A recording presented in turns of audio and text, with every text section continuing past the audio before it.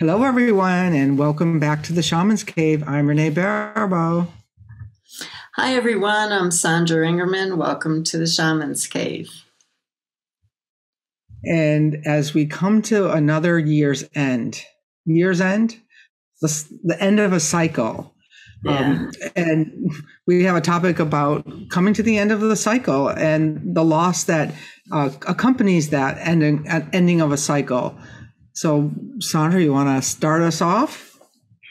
Well, I feel for myself, loss is a really big topic, and it's more about not ending a cycle. It's really about how we deal with loss in our life and the gift that loss can bring us. And I recently, I just wrote my January Transmutation News, which will be up the end of December. And if you don't get it, you can go to sandraingerman.com. And I also presented on a summit through the Shift Network in the last few days. And in my January Transmutation News and on the summit, I said exactly the same thing, that I've been writing my Transmutation News for over 20 years. I have not missed a month. There are thousands and thousands of pages in the archives. And if you're ever bored enough or in isolation enough, which actually I don't suggest, and you read all my Transmutation News, I have not written anything different in 20 years. That's kind of where we are. Ever since I started writing the Transmutation News, we've been dealing with big illness around the world. We've been dealing with war. We've been dealing with climate change. And we've been dealing with huge atrocities being committed against other people.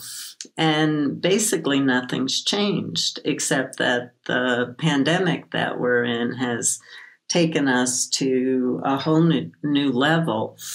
And so what have we learned from the ancient stories that have been passed down forever?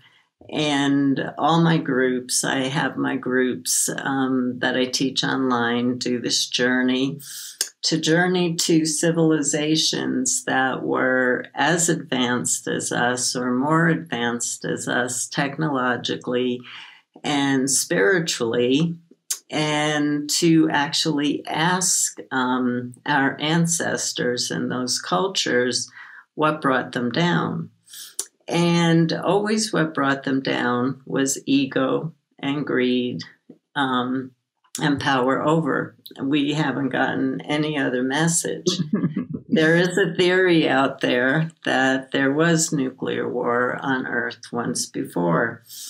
And so we're at a time of making new choices. But what happens when we get stuck in these places is our own soul in connection with the universe, because our spirit is always a part of the creative forces of the universe. We're not separate. We work in tandem. Has brought us big changes in our life where we're losing a lot. People have lost jobs. People have lost family. People have lost health in ways where their life might be changed forever. They might not come back to normal again. And so there's a huge part of the world population right now that has lost a lot on a physical and a mental level, because on our mental level, whenever we go through an initiation, we have to be, our shell is cracked. And so the hardness of our shell is cracked so that we can be more loving people who can hold higher frequencies and who can emanate more love and light on the planet beyond anything we know as humans. Those of us, like myself, who have had near-death experiences, have touched into what unconditional love really feels like. But basically, you can't go on in the egoic state and the way that we've been living with not really taking care of the web of life, not being in service to the web of life and the planet, and not expect for us to experience huge loss to break our hearts open so that we have more capacity to love. And so as we end this year, a lot of people are looking at what they lost this year, because everybody lost a lot, but that loss created an opportunity for new skills, new spiritual messages, and new spiritual ways of working to open up.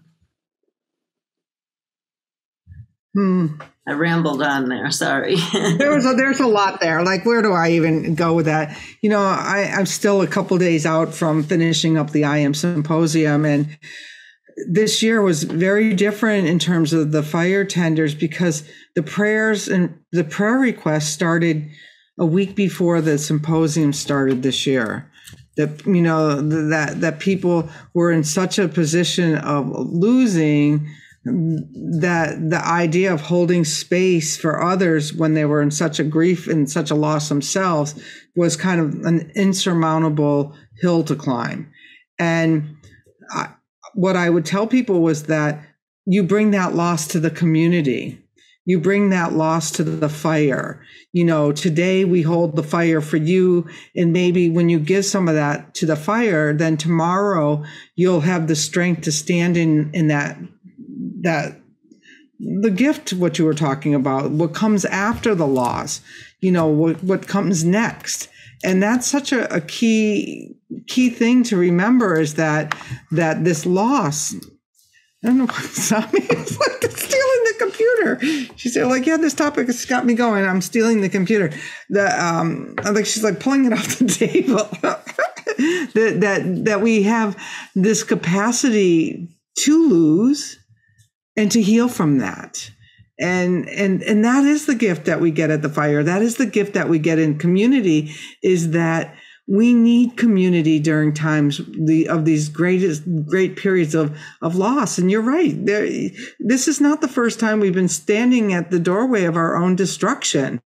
And can we do it with a little more compassion and a little more heart and a little more empathy for those neighbors of ours who did lose so much this year?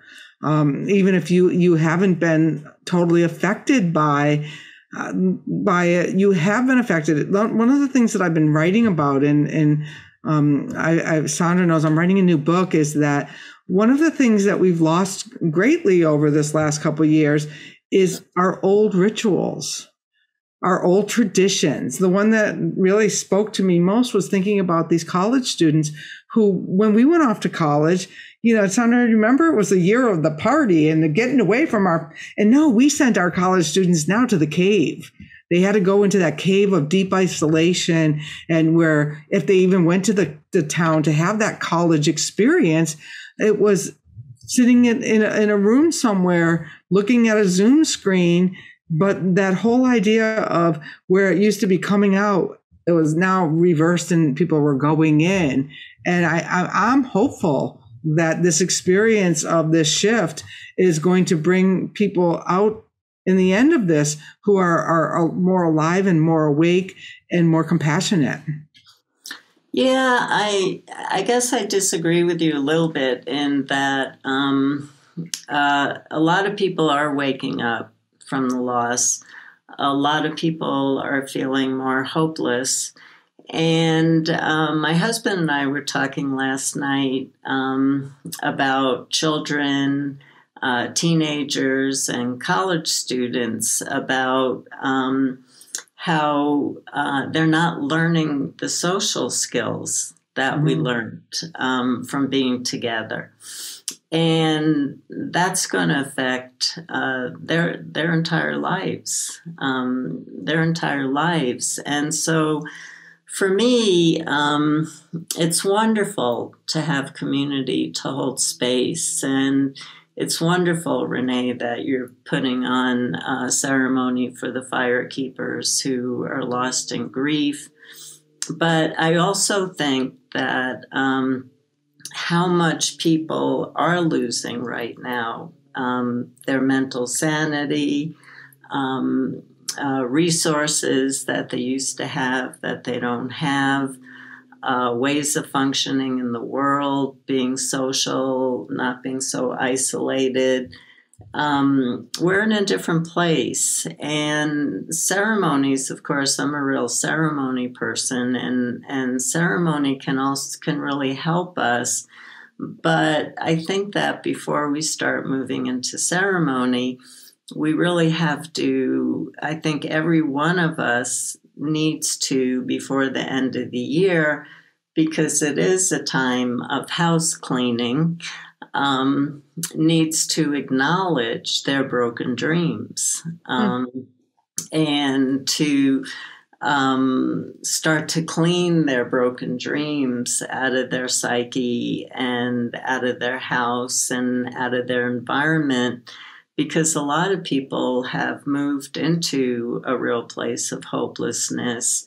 And the positive part of that, especially if you work with the spirits, is that the helping spirits can give you another perspective of what the new opportunities you have to become a stronger spiritual being, not so much working out and becoming a stronger physical being, but becoming a stronger spiritual being. And the only way to become a stronger spiritual being is to experience quite a bit of loss and to have that heart shell be taken away from you, and to open up on a greater level to compassion. And I think community is really important in that, but I also see that community can create a spiritual bypass, because loss is very personal. And I do believe that people need to take some time, some visioning time, some meditation time, and some journey time to really be able to fully experience what's happening and what's been lost. So that does give the opportunity to once again join in community and help to hold space and to move forward. But I think that there are steps with loss that are really important to acknowledge, and people are really signing up for online courses like crazy that have to do with dancing, singing, anything to get them out of the state that they are, which is good because we need tools for how to move forward. But we also have to acknowledge the little deaths. The little deaths, we go through so many little deaths in our lives before the big death. And I would love, in the curriculum that I teach and my teachers teach on shamanicteachers.com, we teach a very powerful course on death and dying. And I really believe that people need to face the little deaths. And it's a wonderful course for people who are looking for a way to do that, to face those little deaths that we're experiencing, so that we can grow into a stronger place inside of ourselves. Absolutely. Nothing like a death and dying course to help with that, or to actually sit with somebody who's dying. I mean, you learn so much when somebody's going through that process of their end of their life and that journey that takes them to. And the community aspect for me has that personal aspect. There's, that fire that you sit with is the fire that's burning within you. And the losses, not all losses come in the same way or the same time. Whereas, for me, the losses came a couple years before the COVID. I sat with it a couple years before. And so during this period where a lot of people went dark and got isolated and lost their jobs and stuff, my life ramped up.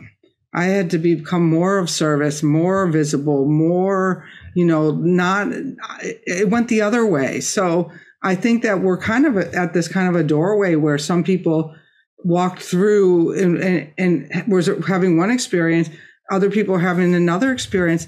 And this part about the college students, I think that the socialization part, yes, is important, but maybe because my theory is because they missed out on so much of the ritual and stuff that you and I both had when we were growing up, because that's just the time period we were in. And for the last 50 or 60 years, people have been moving away from that it was almost like a forced time with yourself, a forced initiation of a whole new breed of adults that I would like to see it as a really positive thing. And not everyone's doing so well with it, because I work in addiction treatment. I understand that, people are dying at a higher rate. There's more addiction than ever. Depression is on the rise, because I don't know if we had that really good, solid, second nature spiritual experiences. I think we kind of lost touch with those. And so I see our program as a way of giving people that lifeline back to some of those rituals and practices both you and I have practiced in our life, because we both dealt with the darkness of our own depression, our own moods, or I know for sure I have. I don't speak for you, but that I came through it. And so the tools are the same tools that I used back then are the same tools that I use now. I just probably don't need them quite as often, but they're still my go-tos. Yeah, I find during this time I need my tools every single day. Mm-hmm. I keep sharing a lot that I have a medicine for the earth class, and everybody who, or most of the people take it, who we've heard from and who were on Facebook during those classes, they couldn't believe how well they rode through the pandemic. Mm-hmm.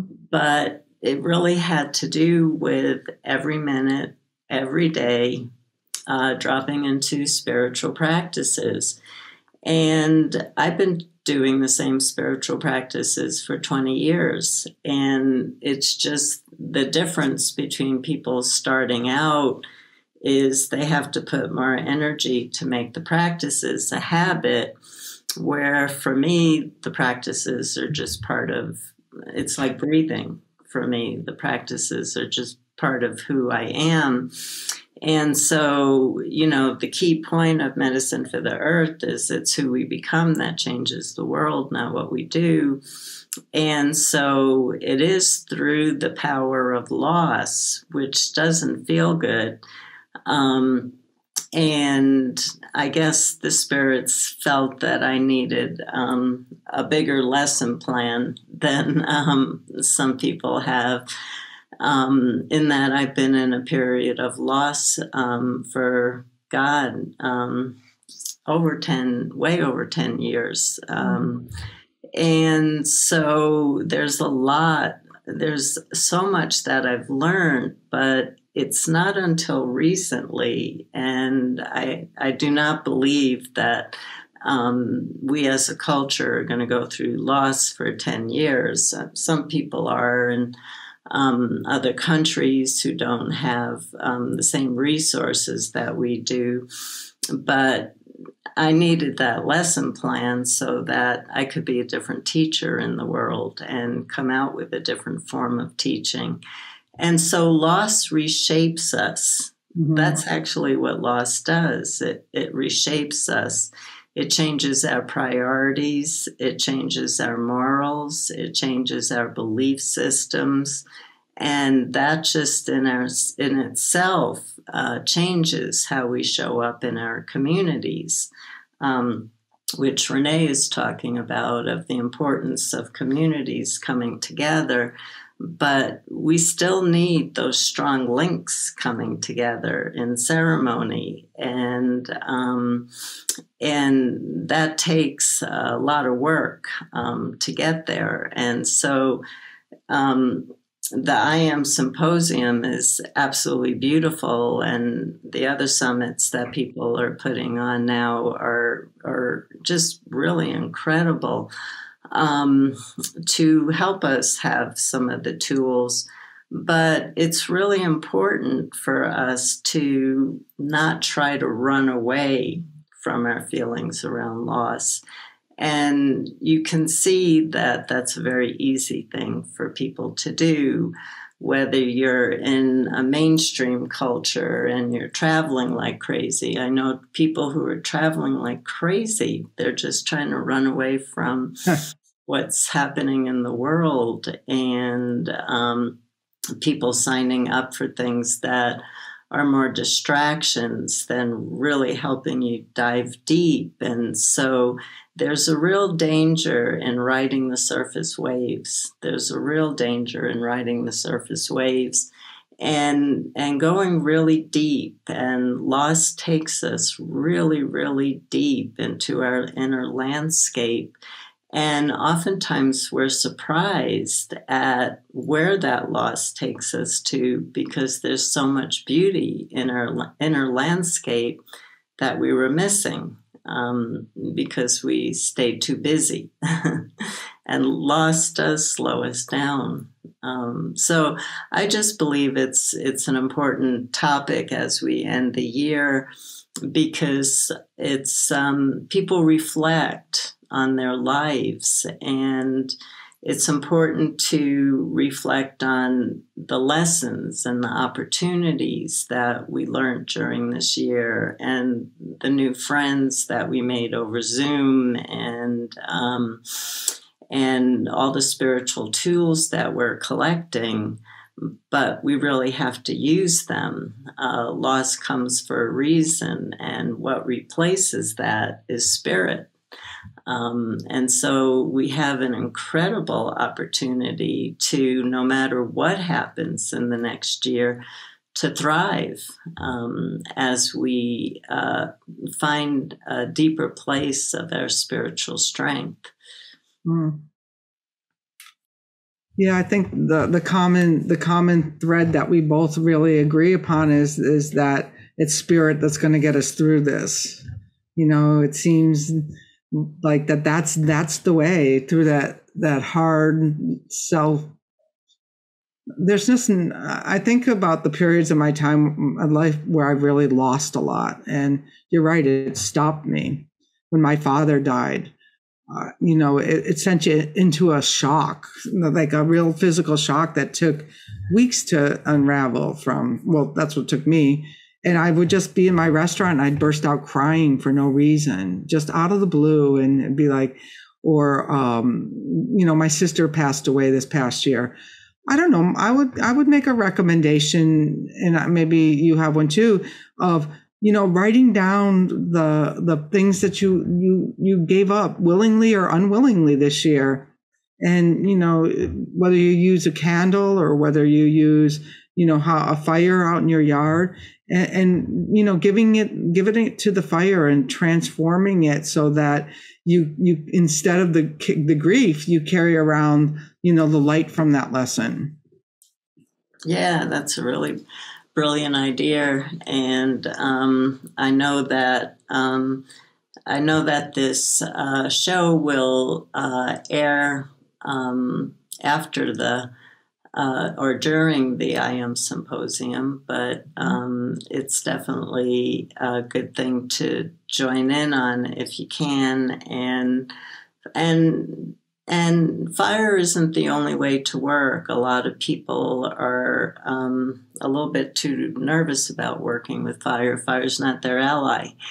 And so it's important to remember that the elements are our ally, and to work with the earth and to talk to the earth and to bury something compostable into the earth, or to work with the wind and to send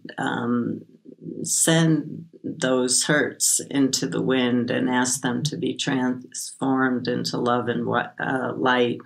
And water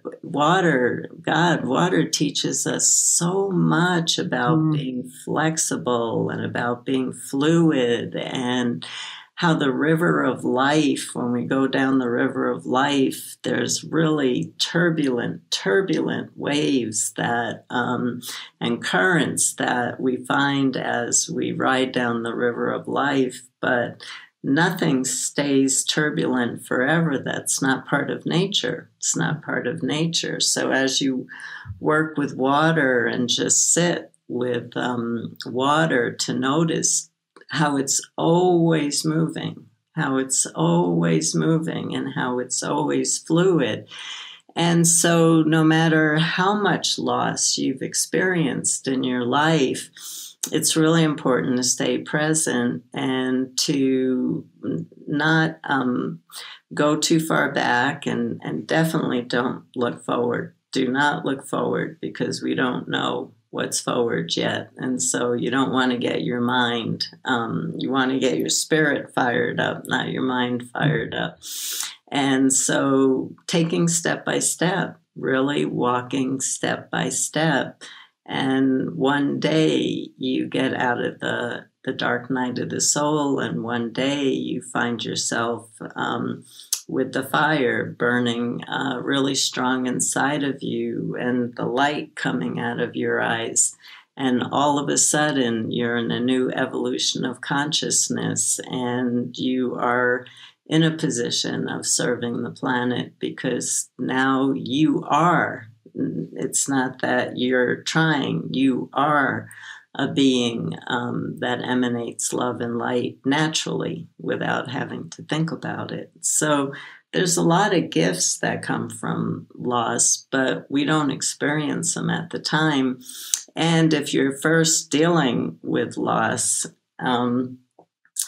you can do the same thing I would do to myself, throw something at the screen, because nobody wants to hear when they're first starting a cycle of loss that there's actually beautiful opportunities and lessons that will come. But you get there over time. I always say there'll become a day when you'll miss missing, when you'll miss grieving, that place where, oh yeah, that it's just a beautiful space that the grieving becomes the memory. So those are some really beautiful ideas, and to bring nature into the work. I was down at the beach the other day, and the wind, that north wind was coming, and I used it to do such a good wind scrub of, because there's chaos going around when you have, when you're holding space, there's a lot of chaos. And so to really go out and stand in the wind and face the wind and let the wind pull that grief, that loss from you, and spin around each direction and find out if you're feeling it in your, your mind or your emotions or your physical body or your spirit, turn to each direction and let the wind move all of those parts and let it take it with you. Let it go. It's just like, let it go. Yeah, this has been a really interesting conversation, Sandra, about loss, because, we do experience things. A lot of things Sandra and I agree on, and a lot of things we don't. So that's what kind of makes us fun. Yeah, well, when we decided to do the show 4 years ago, we realized that we were such different personalities. We were actually looking forward to the disagreements that we were going to have on the Shaman's Cave. And there haven't been that many, but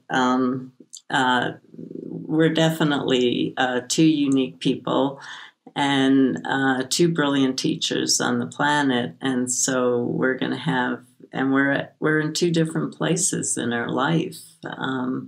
So we're always going to have different opinions. And it's really good for people to know that it's okay to share where you're at. And we did a show on that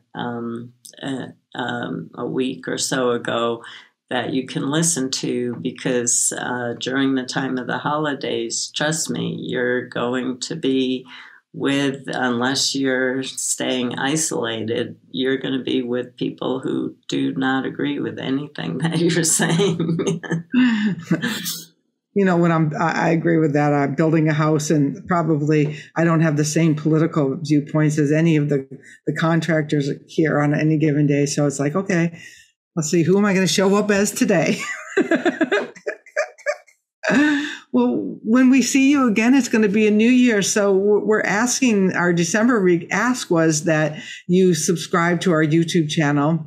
We're heading towards that goal. So please hit the subscribe button if you're watching us on YouTube. But what we realized last month is how many of you are listening to this on the go with your favorite podcasting source. So share us, let other people in on the secret, and we look forward to being with you in the new year.